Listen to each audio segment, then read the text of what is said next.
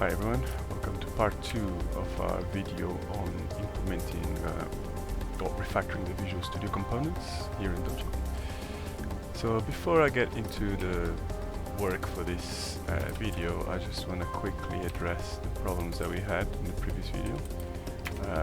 Whilst you guys were away, while I was at it, I decided to do a quick update of my machine, of Emacs, of everything. So everything's fresh now.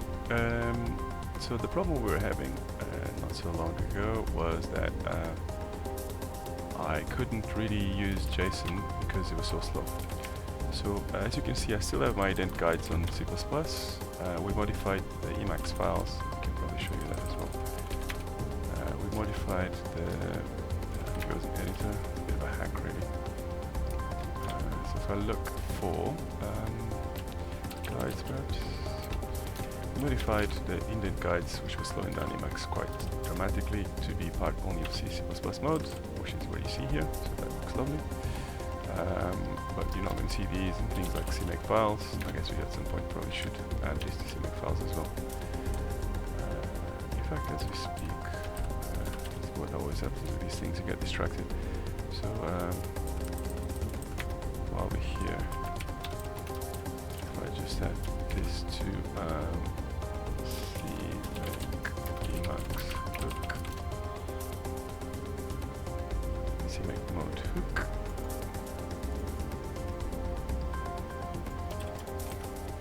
and as I remember the modes, I guess we will have to add more and more of these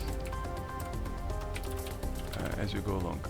But the point I was trying to make before I got sidetracked yet again was that if you were to jump over to a shell such as the Refactor shell, and if you were to locate the build output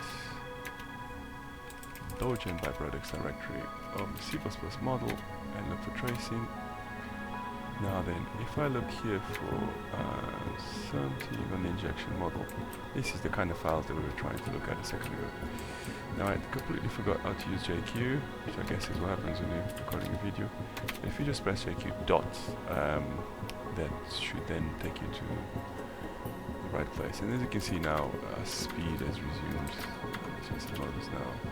I mean, it's not exactly superbly fast, but compared to what we had a second ago, it's actually usable. So we can quite quickly, if I keep doing that, we can quite quickly narrow into what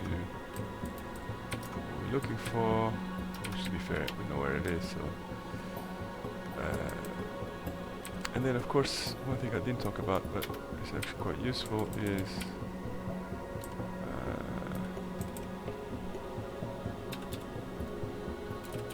narrow to region is also a very useful thing to do in Emacs. However, you need to do narrow to region properly. I did narrow to region properly.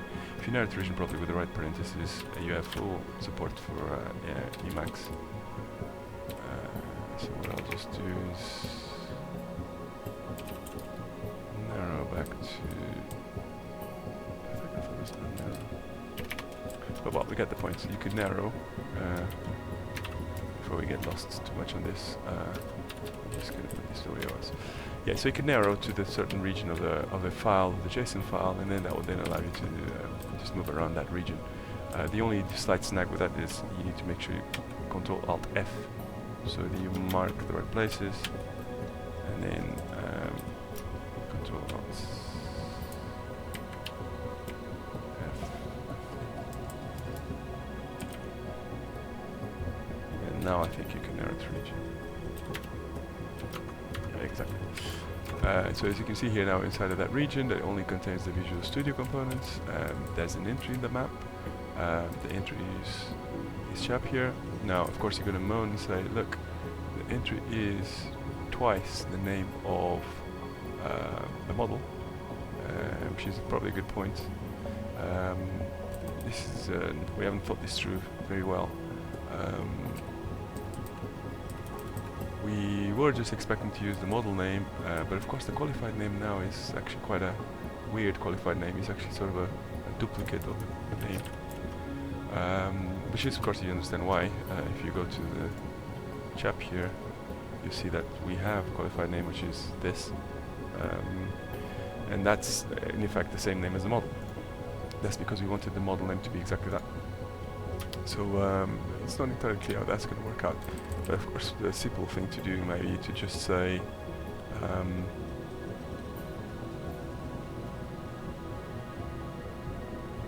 so we have model modules as well, so this is actually going to be a bit of a tricky problem, because as you can see here, what happened with the simple name is the simple name got split, and we ended up adding internal modules, which is a behavior that we'd expect to see, which in fact reminds me of a story for this. Okay, we're rambling on a little bit here. I was trying to stay focused, but so the story I have for this is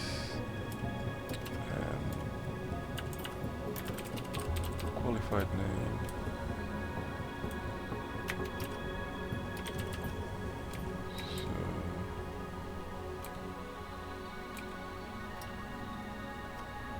Okay, actually it's already in the sprint, so add support for qualified names in DIA. So what just happened here, I'm going to open up a parenthesis here, but what just happened here is we have a feature in Dogen which we implemented a while ago for completely separate reasons, which is if you don't want to bother creating a package as you do here, and you just quickly want to create a type that's inside of a namespace, you can actually just use any of the available namespace separators, either the dot or the colon. And what Dogen does is it understands that what you really mean is type X is a namespace Y. So in this particular case, CPB model lives in namespace CPB ref impl. And that's kind of how it always has behaved, well, since this feature was implemented. However, we didn't really close down the story regarding this feature. We've implemented for a different purpose, and we never tested this. But as you can see, it is working perfectly well, for entirely different reasons that we didn't really expect. But as you can see, it's working perfectly well because it generated the internal module as we'd expect. Now, so that means that this story that we had, which was to test whether that was working or not, can be completed, and we could just literally say rationale, internal namespaces are created as expected, and we can just get on with that. However, we should really start here since 5:51. However, the problem that we have is a completely separate problem, which is how we're going to name this thing, right? So now, in order to understand why this is actually a bit of a problem, and now we're getting into actual work and just ignoring those finishing this JSON nonsense, which we think is okay, with the ident guides being disabled.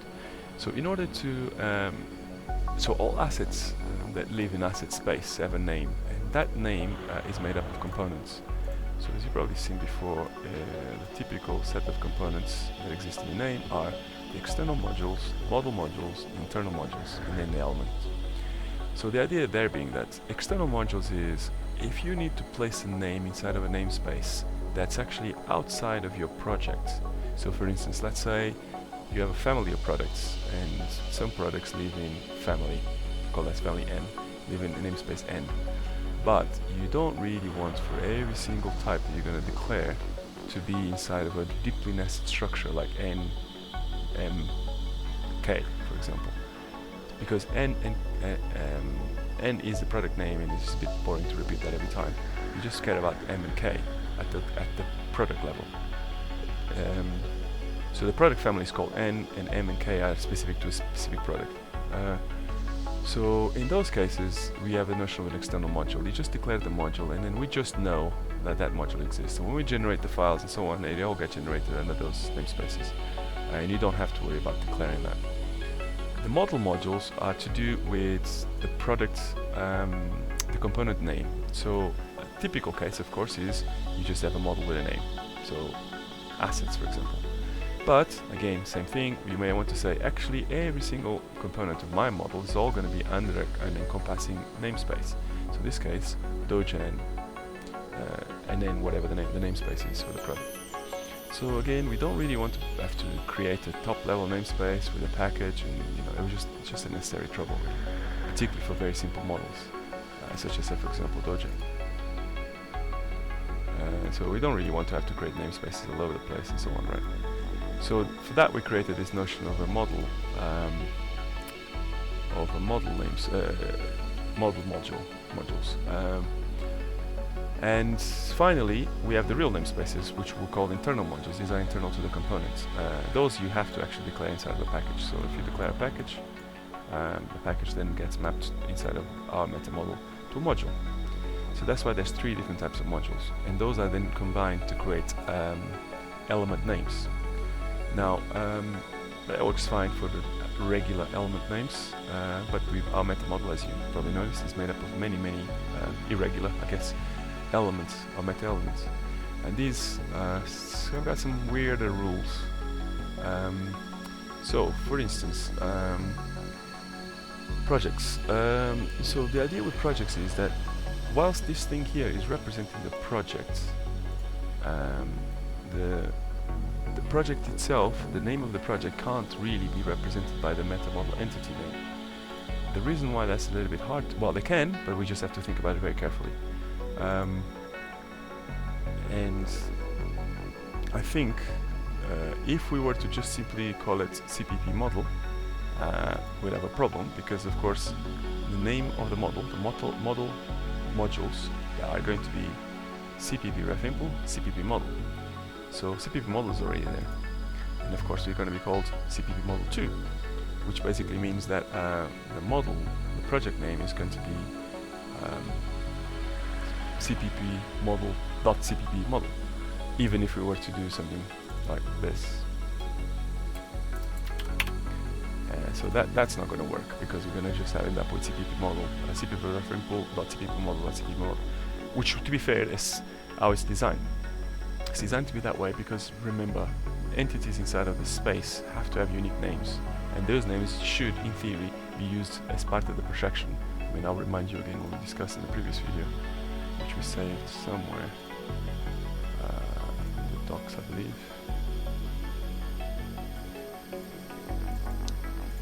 So if I just quickly show you the diagram that we worked on in the previous video. So if you remember the projections that we're discussing, as you project an entity, resolving it first to its meta entity and then projecting across the different spaces, the artifact name that we use is based on the meta entity name plus any other projection information. So really there's an expectation that the name that you give here is going to be used for the projection you get there, for the actual artifact that we generate, artifact. And that's all good and dandy, but of course there are exceptions to this rule, and the CPP model is one of them. Now we don't really want to break the whole of Dogen in order to support this particular use case, so what we want to do instead is to find some clever way of doing this.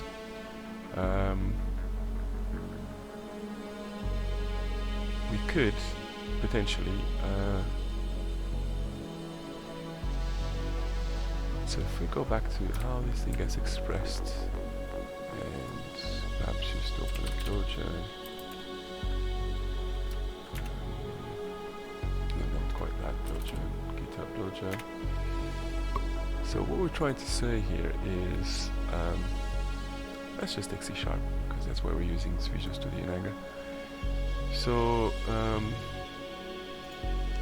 the C# model basically contains the model module as the name of the project, and that kind of makes sense, really. Perhaps what we could call, I mean, this is still a bit of a hack, but perhaps what we could call is the extension. But then even that is actually not a very good idea, because we want to be able to support this on language agnostic models, and in C++ we have one extension, and in C# we have another extension. So we don't really want to have CS_proj and then VCX_proj and then God knows what else. Besides, we also have solution, so that would not work. Perhaps what we need to do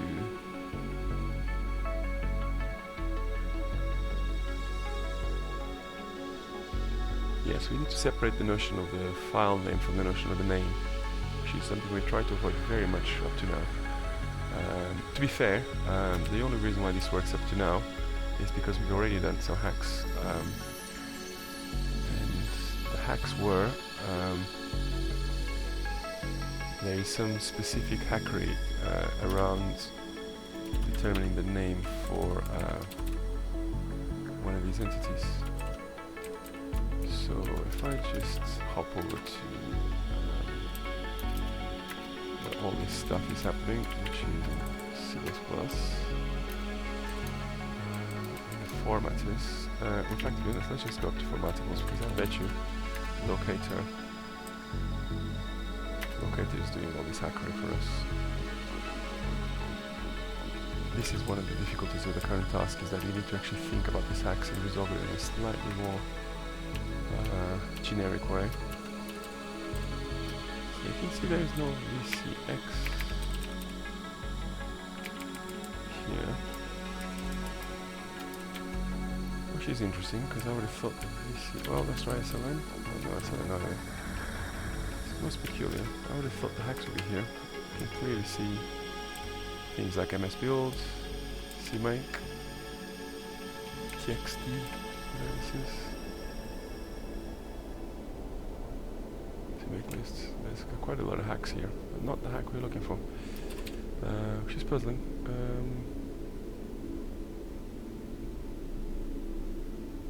So perhaps the hack, oh I see, the hack was done on the factory, okay, right. So presumably when we generate one of these chaps, so if I just look for, I don't know, Visual Studio Factory, that sounds, are we looking at the wrong model? We should be on Fabric, that's why. Right, so in Fabric, if I look for Visual Studio Factory, I bet you we're going to see some hackery here. Right, there we are. So, we have the extensions here, which is already a sign of some hackery. But even more interesting is going to be the way that name gets created. Right, so there's a project name, and perhaps this would explain why we have a notion of a project name. Because, right, as you can see here, we are creating a name based on the model name with a simple name. And that simple name is going to be the project name plus extension. So in order to guarantee that the element name is unique, we've taken the project name, whatever that is, and I believe the project name is probably something we read. So if I'm right, well, let's double check what we say here. Project name is a function, oh, it's an argument, sorry. Make project name,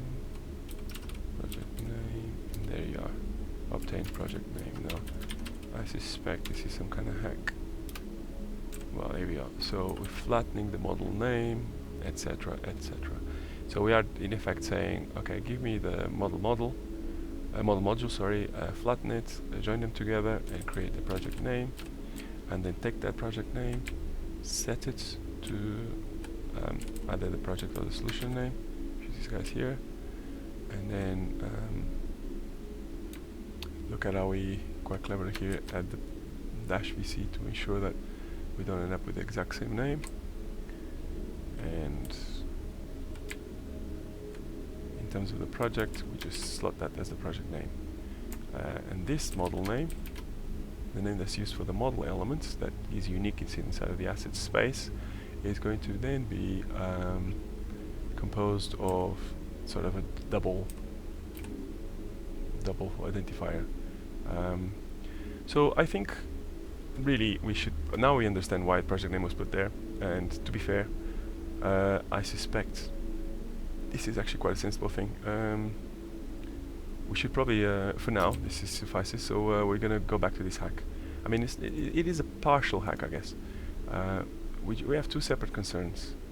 We have the concern of the model name, and we have the concern of the file name.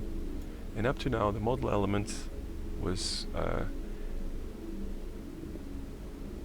sorry, we have the concern of the element name inside of asset space, and we have the concern of the file name. And up to now, there was a mapping that basically took into account the model, the element name, and then plus some specific, facet specific and formatter specific prefixes or postfixes, and concatenated that, and from there we obtained the model name, and including directories and so on. For the first time now, this is not possible. It was not possible in the past. We hacked it, but now we can't hack it anymore because this is the cleanup, this is refactoring, so no hackery is expected.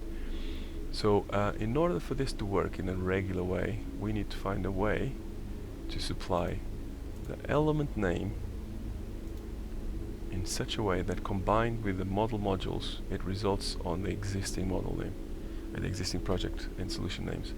Now that's going to be quite tricky.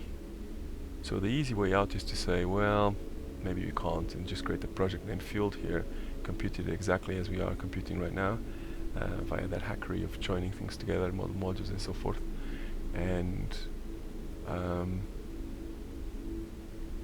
then we just need to be very careful that when we're computing the file paths, we don't take the element name.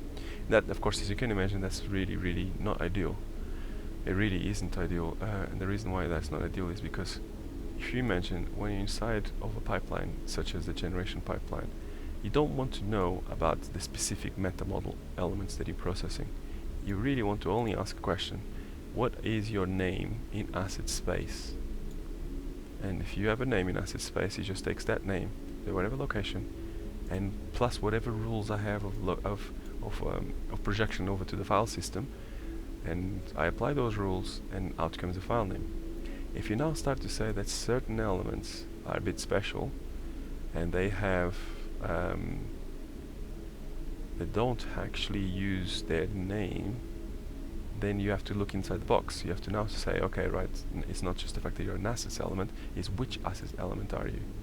And that is really not ideal, because it's going to really cause a big if in the middle of the pipeline, with lots of ifs and buts. And since we only have this problem right now, we need to really think deeply about this. What is the right solution for this, one wonders? We could possibly come up with another special case, which is the special case of model elements that are named after the model. The only downside of that, of course, is that then we will not generate unique names anymore, because of course we already have a namespace, which is the model. We call it the root model, the root module, and that contains the name of the model, and we already have all sorts of special cases for that. If we were to have another element with exactly the same approach, we would have two names in the same in the asset space, two identical names mapping to two different elements, and I'm not sure that's gonna be a good idea, because when it comes to merging all the elements into a single collection, as we do say in generation, for instance, where there's only the elements collection, we have an expectation that there's no duplicates at that point, because up to now duplicates cause problems. So this is really not ideal. If there was something that would cause the file names to be distinct, we would solve the problem.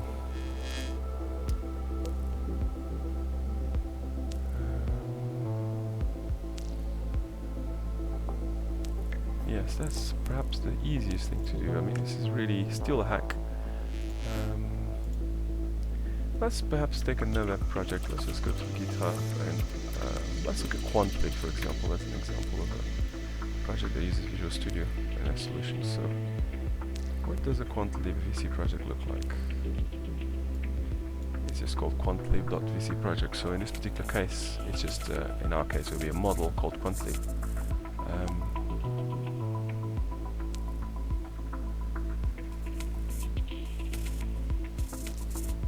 Perhaps what we can do is to say that there are special kinds of names. Yes, okay, there's an idea. We could say that there are special kinds of names. So for example, QuantLib SLM. If we were to say that certain names, a simple name does not contribute to the path, then we could intercept those names and just basically say, well, don't take the simple name. And because of facets and because of formatters, they will end up with different extensions, and we can always validate we don't have the same file name twice. Okay, this could work. So if we were to just basically say in name, we could just add a property here. Seems like a better solution to this. Simple name. Now I'm going to write this down as is. Does not contribute to extension, to file. Okay, to artifact name. This will be boolean. Now, of course, we're gonna moan about the 30 character variable name. Don't worry, we're gonna fix that in a second. Needs to snap to grid. We'll fix this in a second. But what we really want to know is if I was to open up the extraction model.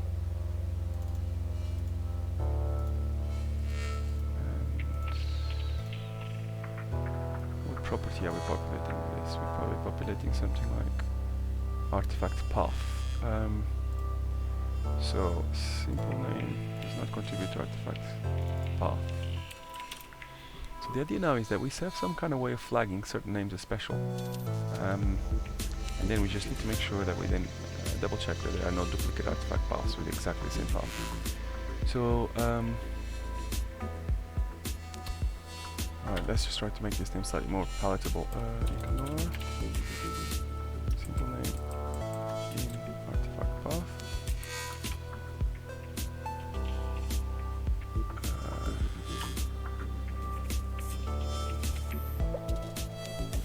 Or we could just call it. So ignore simple name in artifact path. Okay, we're converging slightly to a better name. Simple name.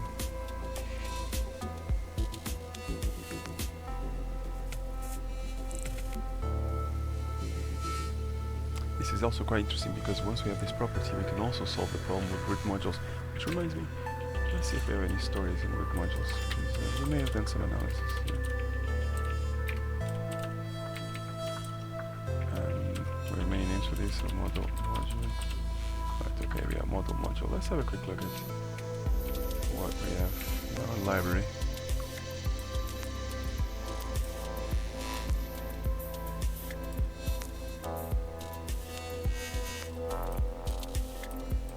All very not related.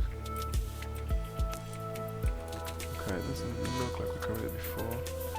Let's have a quick look at the story. Project destinations. Okay, this is what I was saying about mapping it to the file system, but we're not quite what we're looking for.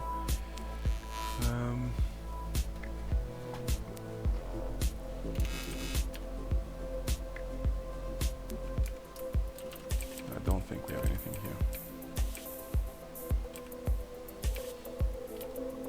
So we'll just dump some JSON. Okay, cool. No stories to piggyback on. So ignore simple name in artifact path.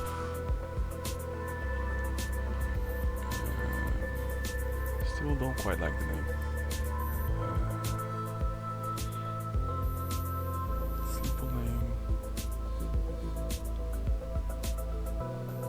Simple.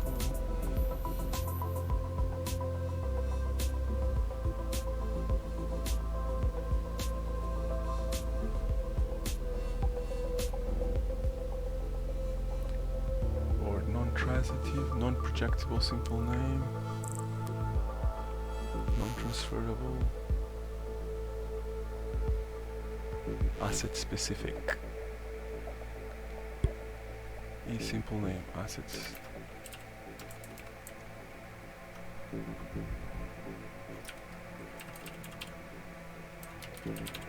Again, this doesn't really tell you the story because you're gonna read this and think that what you mean, asset specific. We could say a simple name silent. Or non-propagatable. Okay, so now non-propagatable or non-projectable, such that when we're projecting it, we're not projecting it. So ignore simple name on projections.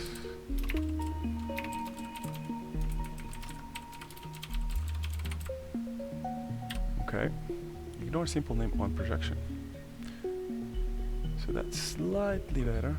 We're trying to say that we want to ignore simple name as we are projecting it to the extraction space. Just double check the recording is going. So ignore simple name on projection. Well, this is actually going to be so if true. One thing we have to be very careful here is that this is going to default to true, to false. Sorry.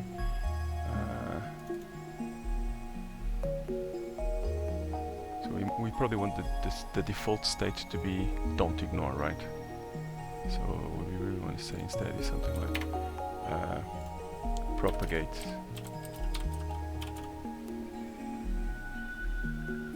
No, actually, no, sorry, quite the other way around. Ignore simple name of projection is false. Yes, exactly. So if true, elements simple name will be skipped when projecting to other spaces.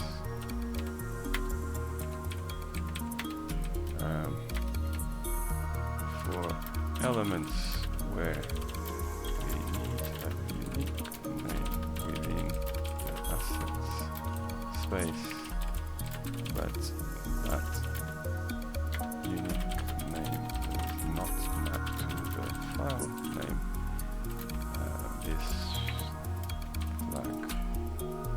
No, actually, that doesn't explain very much what we're saying here. Certain model elements need to have the same name as the modules, such as the root module and Visual Studio Solutions projects. In this case, however, we still need to ensure the model elements is unique in asset space.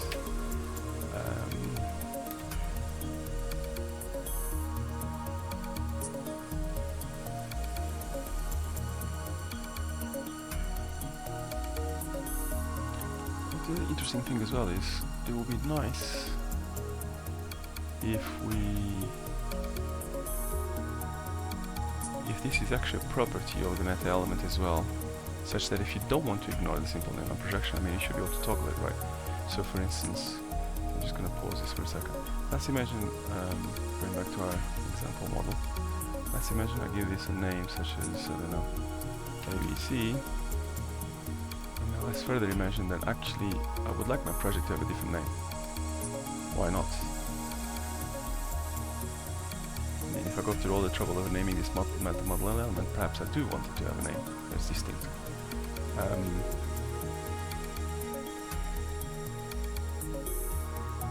in that case, I won't be able to do that anymore, because we're saying that this is a meta element property, such that as soon as I read a meta element, which is of type Visual Studio component, I will immediately toggle its name to have ignore simple name on projection. So perhaps what you really want to do is, if you really want this, you should supply this as a parameter.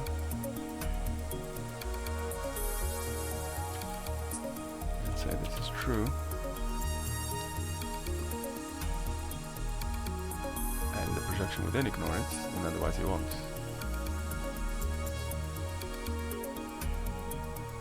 And the good thing about this is that we can just read this property right now and then use that to influentiate how the adapter is adapting. So if I go back to, so let me just fix this extra space here. If I just go back to the adapter, you can imagine the adapter here is going to create the name for the elements, part of the populate elements. Let's MASD find information. Should really get some shortkeys for this. As you can see here, we are creating the name. So nothing stops us from supplying a boolean flag here, which we pass over to toName. And then toName we'll probably call a factory or a builder. And we can easily supply the builder with a flag. And then the builder, which also is supplied here, the builder goes away, sets that. And that then allows us to create any model element that needs this, we then use it. It can be supplied as metadata. So that will be a completely generic, in fact that will be a completely generic solution. So if you need to name any model elements with the same name as the model itself. So for example, say you want to create a class, and for whatever reason you need that class to have exactly the same name as the model. Then you could just set that property to true,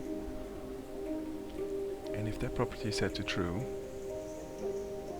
then we would just not take into account a simple name. Now it is your responsibility to make sure that when this then is enabled, that you end up with unique elements. So at the asset space, right? So this is making quite a lot of sense actually. So let's imagine that you need 5 different modeling elements to have the same name as the model. So for example, you could need the solution. Well, actually, solution and projects are modeled by the same meta model element, so that's not a problem. But for example, as you can see here, well, this is a classic case. So there's a quantlib.el, there's a quantlib.m4, and there's a quantlib.v. I mean, I'm obviously ignoring the fact that they've got different casing, but let's imagine they don't have, just for the purpose of my exercise, let's imagine they don't have different casing. So this too is already solved, because we are creating those two from the same meta model element, but you won't be able to create the quantlib.el, and you won't be able to create the quantlib.m4, because, nor would you be able to create this guy if you assume that pc.in is the extension, because they would have the same name as with everything else, right? So were you to allow users to set any model elements to have ignore simple name on projection set to true, we would then ignore that as when composing the file name, and then that will result on just taking the extension. And yes, that sounds like a very good generic solution for this. Okay, so yeah, what you observe there is exactly the classic case of the sort of the work that we need to do here. This kind of thinking. We start by solving a very specific problem, and then suddenly we have to generalize it and generalize it until we find a solution that's more general. So the right solution for this is going to be that we have ignore simple name of projection at the name level, but lo and behold, we will also have it at the element level.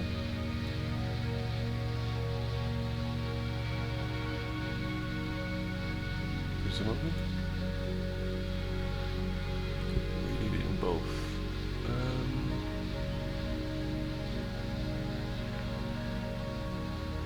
So the reason why we really would like to have it at the name level is because many cases we just have names running around.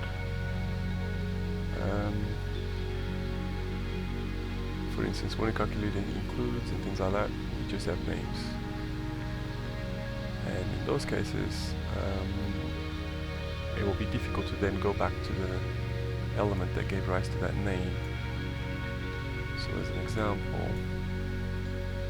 if you look at the objects, the properties of objects are stuff like associable. For example, transparent associations, opaque associations, dissociative container keys, all of these are names. And when you're using these names to compute paths, you need to be able to compute the right path, in which case you need to understand how the path should be done. It's hard to go all the way back to the element then. So you really want to know whether that name should or should not ignore simple name on projection.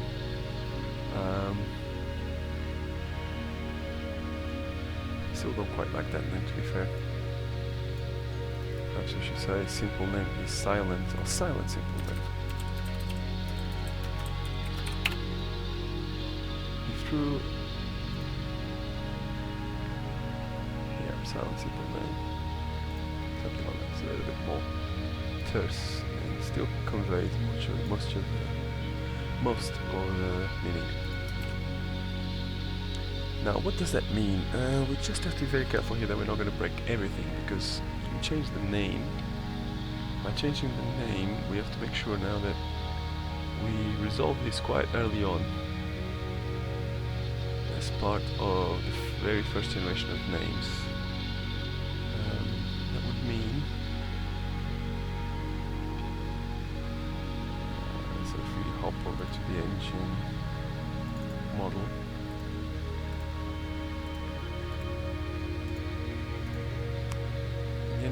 we do the adaptation. Right, here we are. So in naming, which is actually quite a nice place, so we could literally have here MASD.injection.silent simple name. Naming, presumably we'll have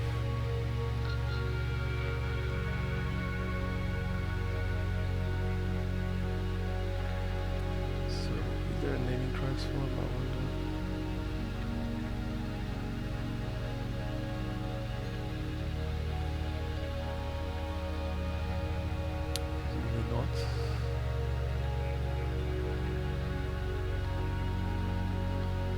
Assets to modulation model, extraction model, production chain, injection model set to okay, cool. So there we are.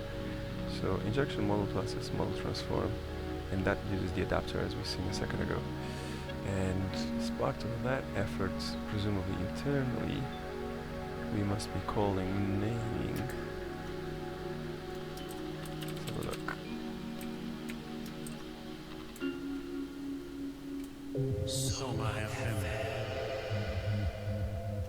Somebody must be calling the naming feature bundle.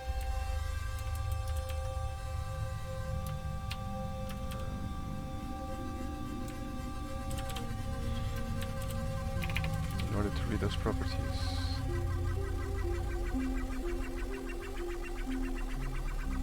No, wait up.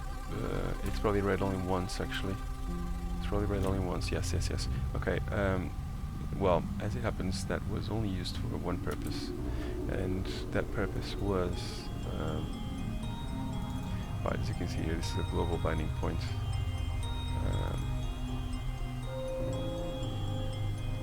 Yes, okay, fine. So, sorry, slight confusion here. We are using here this to read the module properties, which you see here. And to be fair, at some point we are going to create a meta entity. In fact, let me just write this down. So, make sure we don't have it here. So what we're saying is create meta entity for root module. So at the present, we are supplying model properties via the comments, so special comments via a special comment in the model. So autofill modes, items such as model modules, etc. are read from this comment.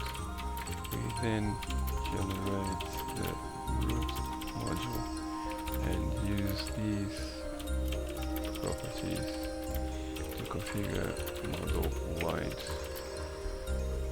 variability.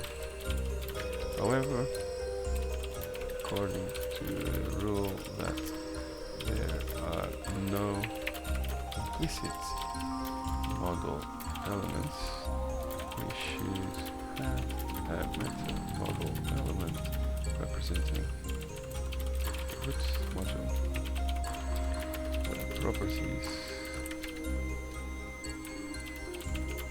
of these elements should reflect those on the special comments. So in reality, really, we shouldn't really be doing this. We shouldn't really be putting all these properties in the comments and then use those properties as well. Not on top of that, not even all of those properties, because certain properties are actually model specific. Some other are root module specific.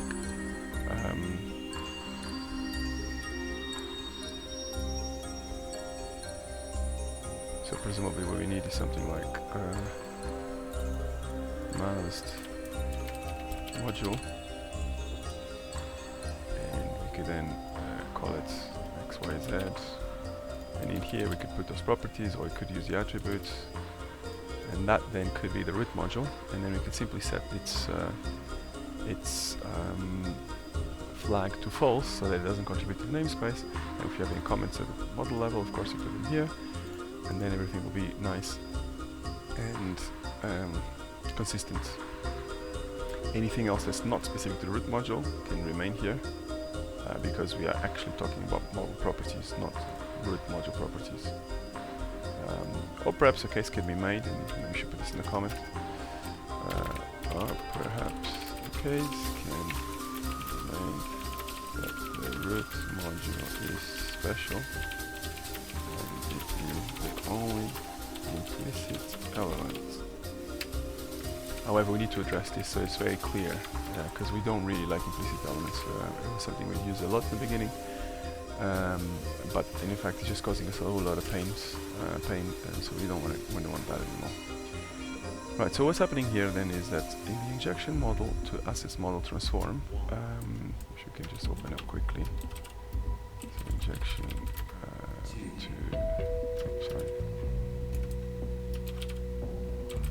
injection to assets transform.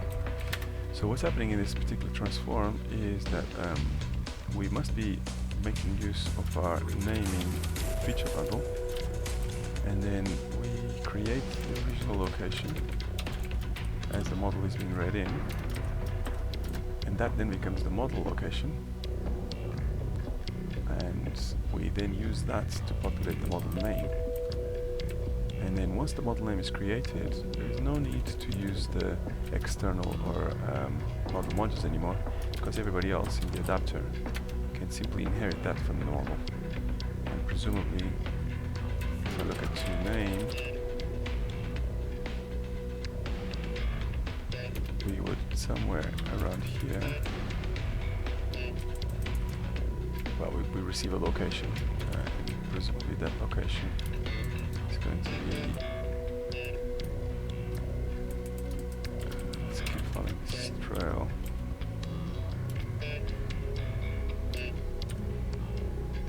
So we start off with an injection element, but look, we have a location here. So now it doesn't take a lot of imagination to think that the L that we got here is none other than the L from the model, which will be model location, and there we go. Right, there we are. So as you can see here, the hackery was already present via this in global module, and that's at the model level.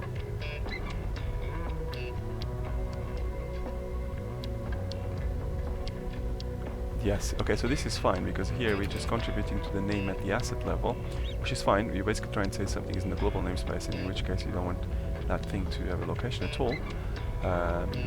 So if you create a type in the global namespace, it still works, so it doesn't populate the model modules. And that in itself is a slight hack, but that kind of works. However, the problem we have now is that we do want to propagate the name that we're giving to the type here, because like I said, it is necessary for us to have unique names inside of the asset space. If a type is not a projection, if there's honestly really two distinct types, for example, if I have two types here with exactly the same name, because they have to have the same name but they're not the same projection, and this only happens in these very special cases such as a solution and other things, modules, they have the same name as a model. In these cases, we need to have a flag to force it to ignore simple name.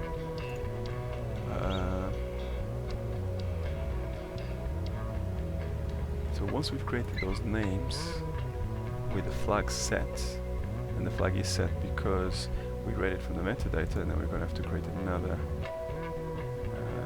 yet another feature bundle, because this is going to be entity level where this is global. Binding point for this is going to be at the entity level. So sadly we can't, unless we can override the binding point here.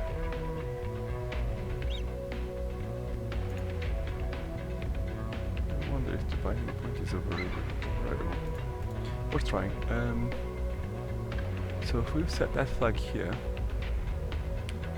we can then use that flag to read. No, but then of course you're going to end up reading all these things here, and they're not supposed to be read. So no, we definitely need another feature bundle. So we'll create a separate feature bundle. We read that property from the elements, and then once that's read, we can make sure that that's set on creation. And then when we are looking for a name, it will still resolve. It will still resolve because this property does not affect the unique identifiers as we'd like. And then, when we enter the generation world, we just have to look at the property in locator and say, oh look, this thing is set in the name, just don't generate that. And then everything will work fine for every single element, not just for this special case. So okay, this looks sensible. Let's just have a look at how many changes we've done already here. Just messing around.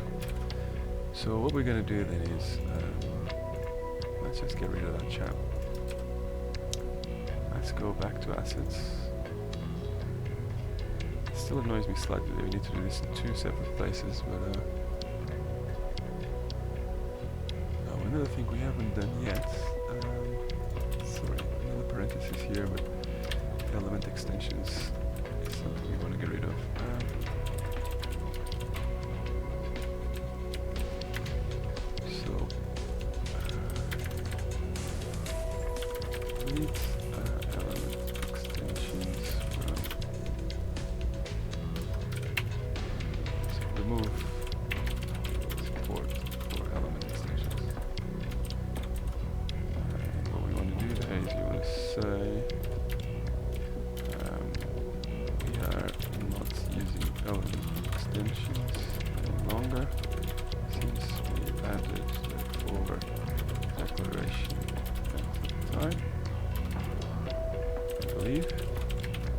So in theory, all of the machinery is going to remove the element extension and be deleted. And that would really just affect this code here and the formatable. So this includes master segment.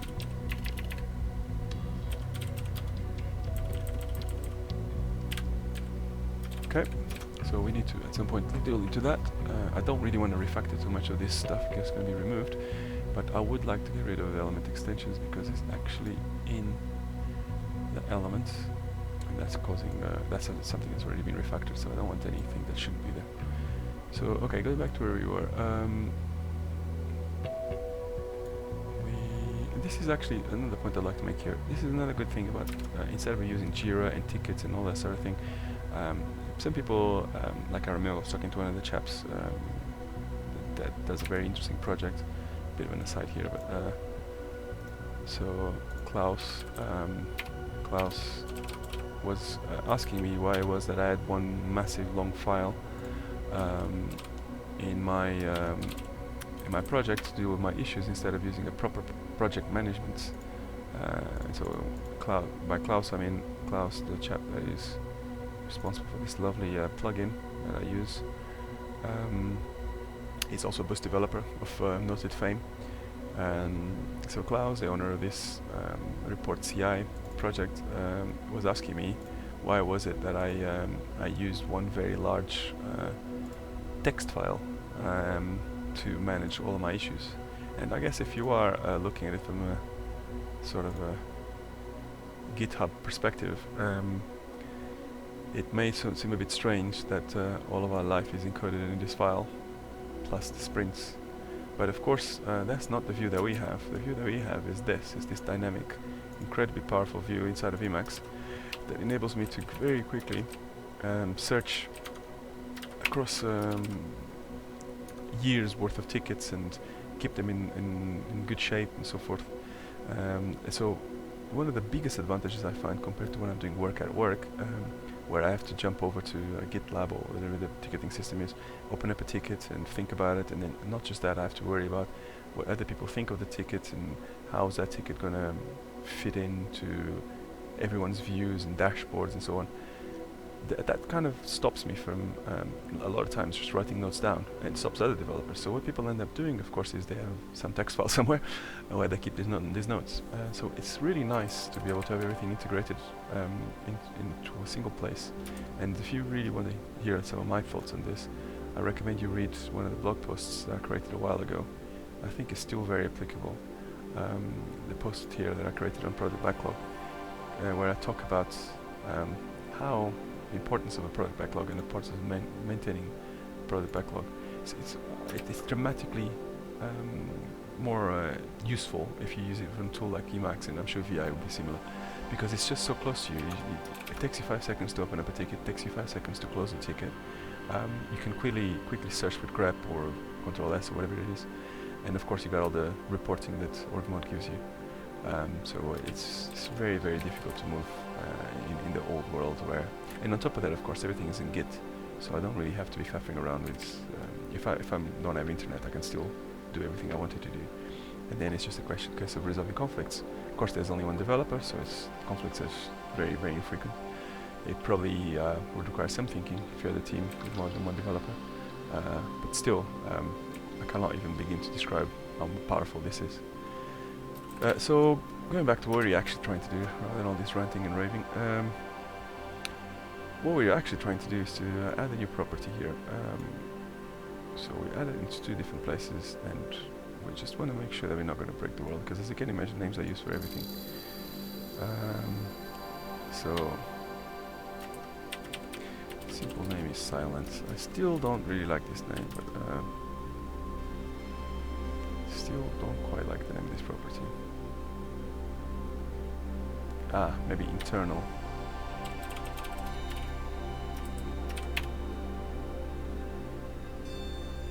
Okay, so in this case we could say simple name exists only within the assets space and should not be propagated elsewhere. Okay, now I'm liking this a bit more. Is simple name internal?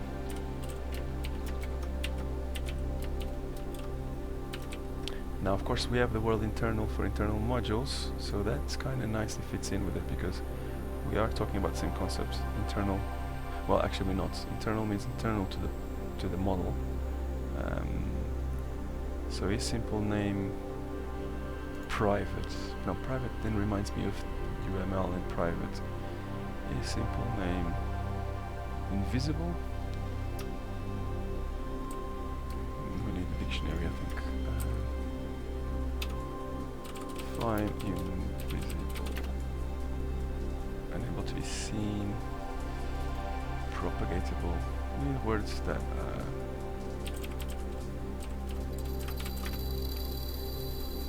not quite the words.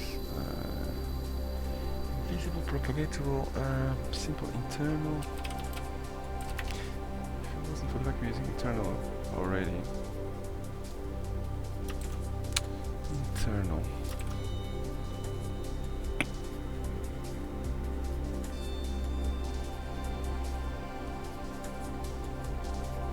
But we could take quite a long time on this. We're just gonna, for the first draft, we're just gonna go for internal. Not exactly happy, but enough to do because we don't have all day to think about this.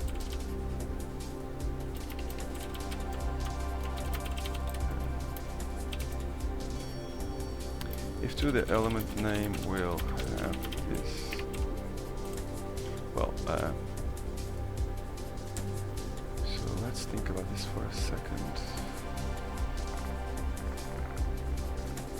To be fair, we don't necessarily. Yes, we don't necessarily need to have this property at all at the element level. We just need to read it from the element.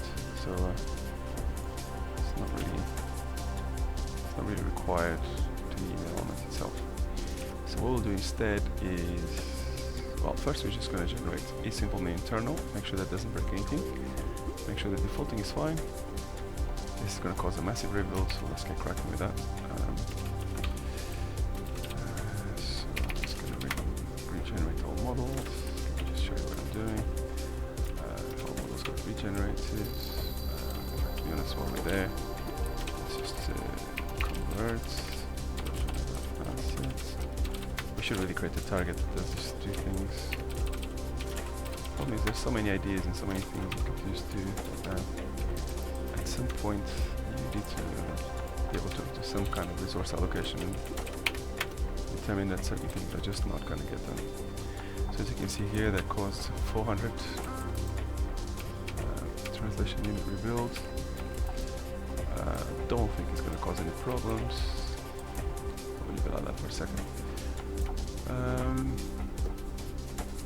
So once that is in, then what we need to do is to start to think in terms of the engine. We're going to call the feature bundle for this.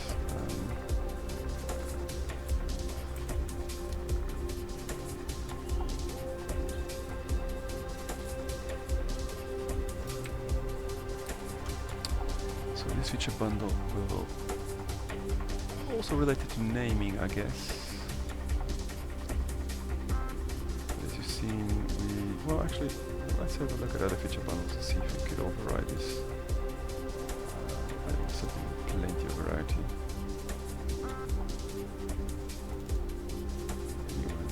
Okay, this is the element binding point. Override the binding point. I'm pretty sure you can't override binding point. It would just be confusing, wouldn't it? So, that being the case, we want to create a new feature bundle, and that feature bundle will be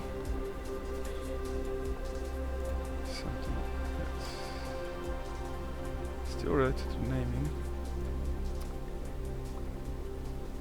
This is a bit of a shame that we can't just use naming.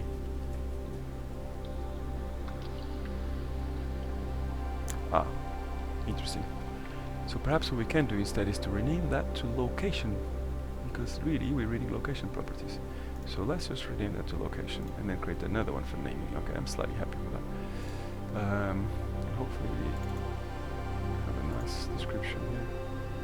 Feature group for name related features. We should really add some comments here. For model, yeah, model location. In fact, I'm going to call it model location because it's very confusing. Right, we seem to have built everything.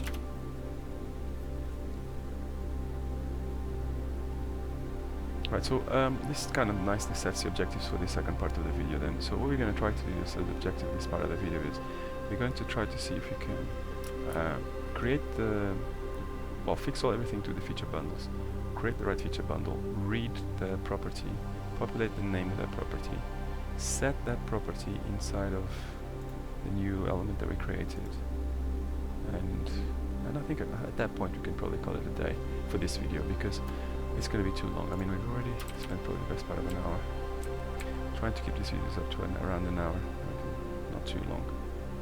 We already are in an hour. So,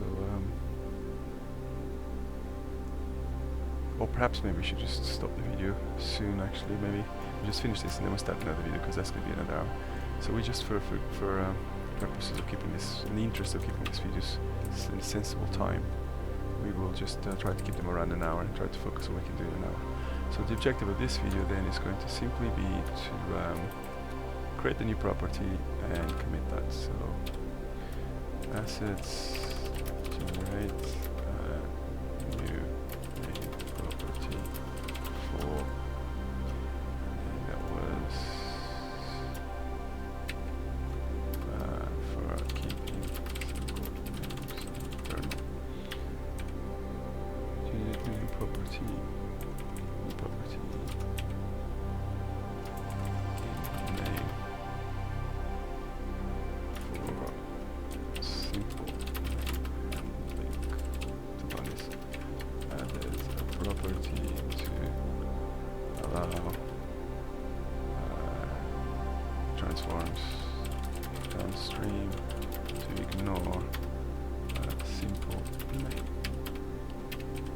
Okay, and so that's it for this video. We're just gonna call it a day for this, and then we'll start recording another one to make this slightly more self-contained. So to recap what we achieved in this video, so we spent some time faffing around trying to understand how we should model the idea that the name of the element that we are trying to generate does not match the file name of the elements does not match the name inside of assets. And the reason why it does not match the name inside of assets is because we want to name it exactly the same as the model itself. And in order to do that, we somehow need to ignore the name spacing that we already have by default. Now, instead of having some kind of hacks for this, we decided to create a generic solution for it. We've kind of come up with a solution now. We've implemented the very first bit of that solution, and in our next video we'll continue the implementation of the solution. Okay, thanks for watching.